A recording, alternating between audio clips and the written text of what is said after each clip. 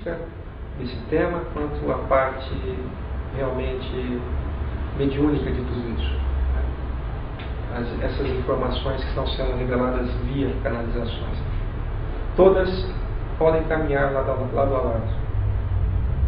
Mas o que vai acontecer segundo a psicologia da ascensão?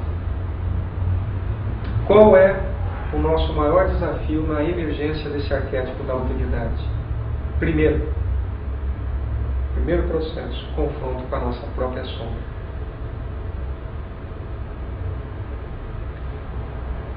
Na fase da alteridade é inevitável o confronto com o outro sombrio que habita a nossa profundidade e com o outro sombrio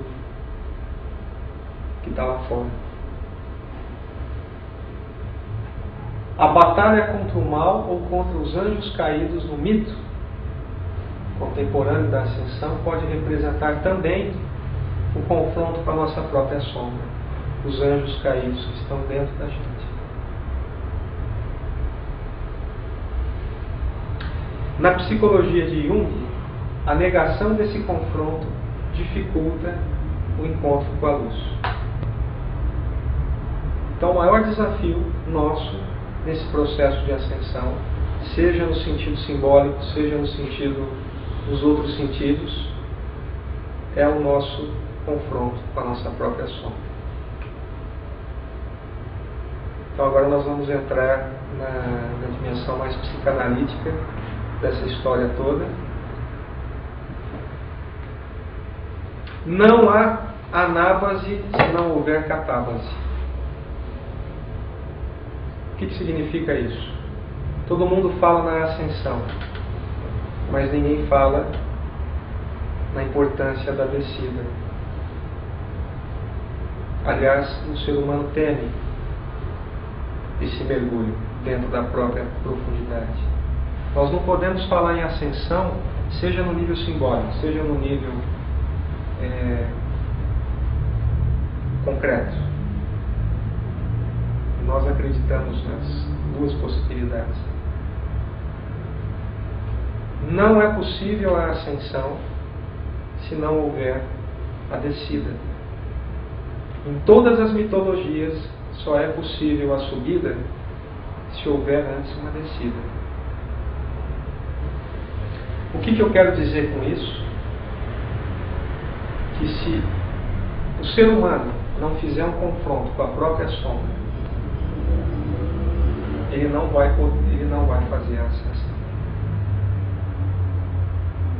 A ascensão depende desse encontro consigo mesmo, desse trabalho profundo e interno com os anjos caídos que habitam o nosso próprio mundo interno. O que significa enfrentar a sombra? Enfrentar aquilo que nós não gostamos dentro da gente. Se encarar frente a frente, tirar as máscaras, ver o que nós somos realmente e fazer esse enfrentamento com amorosidade e criatividade. O que é a sombra na psicologia junguiana? Que é aquela parte indesejada. É aquela parte que eu escondo, que eu não quero mostrar, porque ela vai contra alguns valores sociais ou morais. Ou aquilo que eu vivi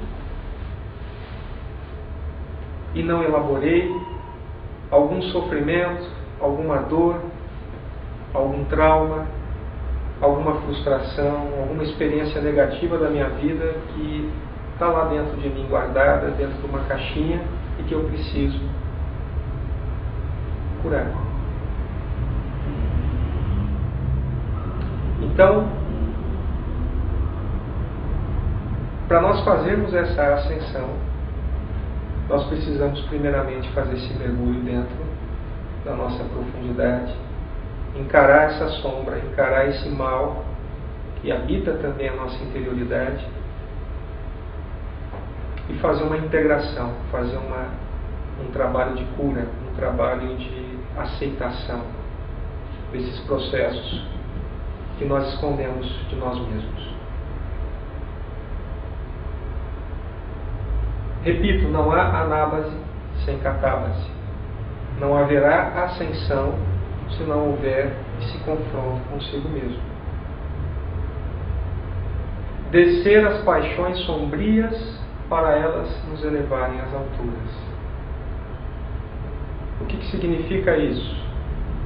Do pathos ao Christos. Significa que se eu entrar dentro da minha profundidade, encarar, descobrir o que eu sou de verdade e aceitar e fazer um trabalho em cima disso, aí sim eu vou ter uma chance de me tornar um Cristo.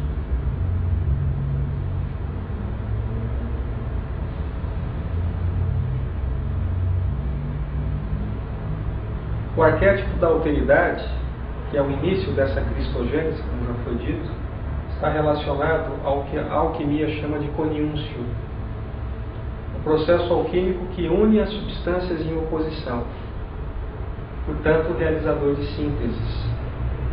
Essa fase que nós estamos vivendo agora, vamos encarar agora como esse processo, o processo humano como um processo alquímico, nós estaríamos na fase de coniúncio.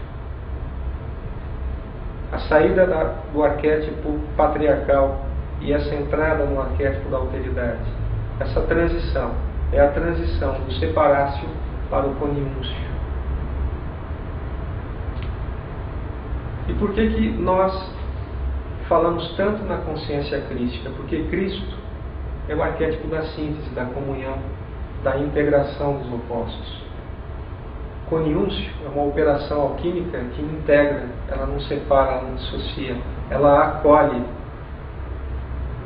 Então, quando eu falo em entrar dentro, encarar a sombra, encarar aquilo que eu preciso trabalhar dentro de mim, isso significa fazer coniúncio, significa buscar essa integração dessas partes que foram dissociadas ou fragmentadas em mim mesmo.